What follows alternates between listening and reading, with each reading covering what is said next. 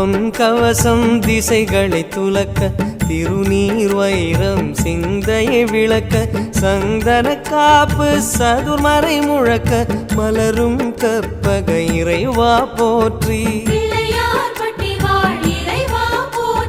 கலியுகம் காக்கும் கணபதி நாதா வலம்புரி நாதா அபயம் அபயம் அபயம் அருளும் இறைவா போற்றி